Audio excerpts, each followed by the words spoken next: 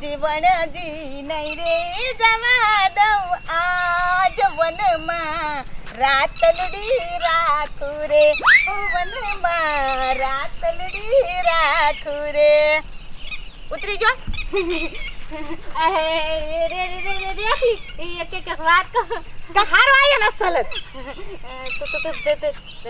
ચાલુ કરવાનું ભૂલી ગઈ ઓય બાપા રે એ કિરુડી તને ન ખબર હોય આપણે બે વિડિયો ઉતારતી હોય ને એટલે આ ભરેલી દેવી છે આ માંડ હારા લોકેશન ઉપર હું ઘરનું કામ કરીને આ વિડિયો ઉતારવા આવી તો પોતે ઉતારો નહીં બોલ તને ન ખબર હોય ઈને વિડિયો આપડા ઉતારવો હોય પણ ઈને ઉતારવો પડે ને એટલે ઈને ચલન દેખલી થાય છે એ આટલી બધી ભરેલી થામા અમે તને આ વિડિયો ઉતારવા લાવી છે આ ફોન પકડાવા અમાર હારે ઉતારવા ન લાવતી આલે હારો ઉતારજે આજકાલ અને આજકાલ ચાલુ કરીને ભૂલતી નહીં ન કરું આજકાલ મારા વિના નહીં મેલું ઓહો અસલ મજાનો ઉતાર દો તમ તારે હાલો ગોઠવાઈ જાવ બે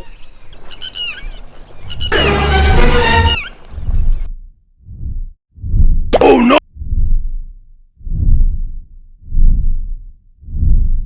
એ બાબલા એ શું રોજ તું એક પાંગુ લઈને લઈ આવે ભેંસ સારવા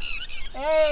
એક પાંગુ હે ને તોય કાફી હે તારે જો ખડેલા હે ખડેલા અને મારે દૂધણી છે અને એક નથી ઈ તો ઘરે બાંધ્યું છે 2-3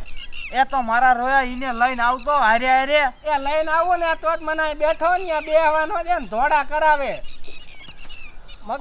મગન મારો દીકરો 4 વાગ્યા હો ઘરે જવું પડશે આજ મારી બાયડીએ કીધું તો વેલા 4 વાગ્યા આવશે એમાં હાલશે જ નહીં બોલ એ મગન આપું છે એ ગોળો પીડ્યો તારો બાપ એ તો હરકી એ ઓલું સકતું ગોળા ફેંકે એ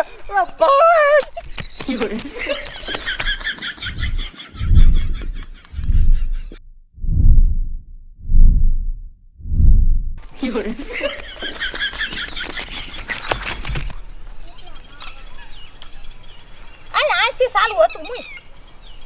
રેડી હો તારા નાક કેરી નાક ઓય બાપા રે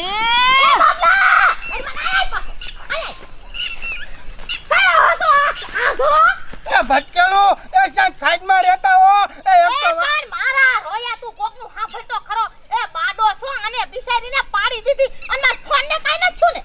એ કાઈ નથી આમ એ પણ મારા રોયા દેખાડો કરતો ખોટો એ આમ શું પણ મહેણિયા શું આમ એ કાઈ બોલતો ખરો એ આમ જો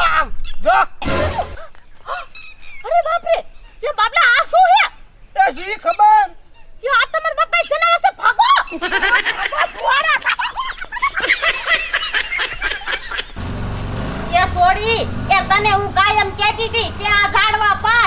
પા હુકાઈ ગયા આમ તો જો કોઈ દી પાણી ન પાયું અને તું કેમ ઊભી સાસ પીવે જાણે નારી પાડીની બસું હોય ઘોડે નકરી સાસ જ પી કરે છે ઝાડવા નો પાણી પવાય સારક મારે રોજ સાસ જોઈશે તા કેવી હામી બોલે છે કે હું તો સાસ પીવાની છું કે આ ઝાડવાન સારક પાક્યું પાણી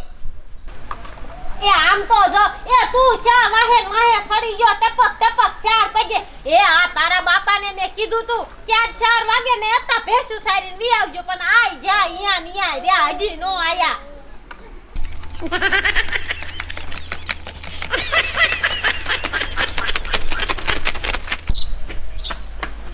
એમાં ધક્કા હું મને નો પૈસા દેત કાંઈ નહીં મારું દીકરું એ બાપા ગામમાં કોઈ આપણને પૈસા નથી દેતું અને પૈસાની મારે જરૂર એવી છે હવે શું કરવું મારે એ નથી ખબર પડતી કાંઈક હું વિચારું બાપા બાપા એક આઈડિયો આવી ગયો પૈસાનો અને એમ કરશું ને એટલે આપણને કોઈ નહીં ના પડે એ બાપા એ દવાખાનાનો આઈડિયો કરી એ તમારે છે ને આમ દોડા કરતું હાલવાનું હેઠા બેસા હું ગેડો સાથે હું તો મૂકવા ગેડો કેડ ભાંગી દઈ માલો એમ અને હું ઓલા સરપંચના ઘીરે જઈ અને એમ કહીશું કે મારા બાપાને કેડ ભાંગી જઈ સરપંચ થોડાક પૈસા દો નકર મારા બાપા હાવ કેડ વગરના થઈ જશે એટલે સરપંચ આપણને પૈસા દેશે હાલો અને તમે રોયા મૂંગી કરજો પાછા ધોડા કરતા હાલો સરપંચ નું ઘર હમણાં આવી જશે હાલો હાલો કેવા ઝાડવા બધાય હુકાઈ ગયા આમ તો જો કોઈ દી એક ડોલ ભરીને તે પાણી નો નાખ્યું ને તારા બાપાએ નો નાખ્યું આમ તો એ થોડો એ રેખી એ આ તઈને ઊભી બજારે સાગા લઈને શા ધોડિયું જાવશો યો દયા એ આપણા તળવમાં કેવડું મોટું જનાવર આવ્યું છે તાર બાપ ઊની નકરી હવા નાખે ને તા જગવા મડે બધુંય શું કીધું જનાવર અને તળવમાં એ મારી માં એ અહીંયા તો મારો ઘરવાળો ભેંસું સારવા ગયો છે એ તારો ધણી જ મારા હારે ફટકારો તો એને તો અમને કીધું અને ઈ ભાગી નીકળી ગયો છે એ દઈલી વાતું નથી કરવી એ તારો ઘરવાળો તો સાઈડ ઠેકાણે પડ્યો હોય છે હંતાઈ એ તમે હંતાઈ જાવ નકર અહીંયા આવશે ને તો તમને એને ખાલી ફૂક મારશે તો તમે જગી જશો તો એ સોય આ તો નજર તે ભાગો એ બાપ રે એ દીકરો આપતો જો એ કેવું છે એ બટા ભાઈ આપણને ખાઈ જાય છે આ વરે તો મારા ગામના બધાયને એક ખાતર અને બિયારણ મફત દેવું ગામે મને ખોબેન ધબે મત આપી અને બહુમતીથી જીતાડ્યો એ બદલ મારે ગામનું ઘણું બધું કામ કરી દેવું મફતમાં સરપંચ બનાવ્યો અલ્યા શું થયું સગના અને ટપુડો કેમ આમ હાલે છે હાવ મરી ગયો એમ શું કરવું સરપંચ મારા બાપા કેડ ભાંગે છે ને પૈસા છે ને અમારી પાસે દવાખાને જવું પણ કેમ લઈ જવા અરે સગન ઈમાં શું રોદડા રોવે પણ ઈ તો કે આ તારા બાપાની કેડ ભાંગી કેમ એ નાનજી સરપંચ આ વરસાદ આવે એવું થયું ને તે નળિયા સારવાર સીધો માથે તે વાહડો હળી ગયો હતો તે પગ માથે જતા પડી ગયો તે ક્યાં મારી ભાંગી ગઈ અરર ભારે કરી ટપુડા જાતી જિંદગી તે કેડ ચાલી પણ હળદર બળદર સોપડી દેવી તી ને એ સરપંચ એ હળદર સોપડે એવું જ નથી એ કેડમાં ક્રેક પડશે એ ક્રેક સગના ઉપાધિ કરમાં જાવ તમ તારે સરકારી દવાખાનામાં આમ જો કેડનું અસલ મજાનું ઈ રૂજ લાવી દેશે મારે દીકરે મારે આ સરપંચ ભારે કરી હળદરમાં માંડ ટાર્યું ત્યાં કે સરકારી દવાખાનામાં જાવ હવે સરકારી દવાખાનામાં જાવ ત્યાં ત્યાં પૈસા ન થાય હવે આ સરપંચ પૈસા કાઢશે કે નહીં કાઢે સગના શું વિચારમાં પડી ગયો તમ તારે લઈ જા સરકારી દવાખાને આપણે ડોક્ટરો હારે હારા સંબંધ છે તરત તમતર તારા બાપાને હાજા કરી દેશે એ ના મારા ભાઈબંધને ઓલે જાવું છે મારો ભાઈબંધ ઇન્જેક્શન મારે ને તે જરાય લાગે નહીં ઓહો ઈમાં કઈ મોટી વાત છે તો સગના તારા બાપાના ભાઈબંધના ઓલે લઈ જા એ સરપંચ એને ઘરનું દવાખાનું છે અને અહીંયા તો પૈસા થાય ને પૈસા અમારે કાંઈ છે નહીં ઓહો ઈમાં શું મૂંઝાવશો એ તમ તારે જરાય ઉપાધિ કરો માં કેટલા જોઈશી બોલો એ સરપંચ ગજબ થઈ ગયો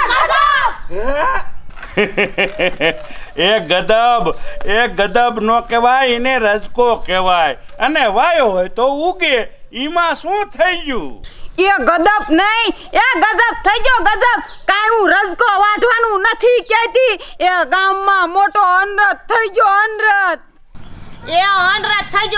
થઈ ગયો શું કરે એ સરપંચ ને સાફ કહી દે કે આપણા ગામમાં મોટું જબરું જનાવર આવ્યું છે ઓલું મોઢામાંથી ભડકા કાઢે ઈ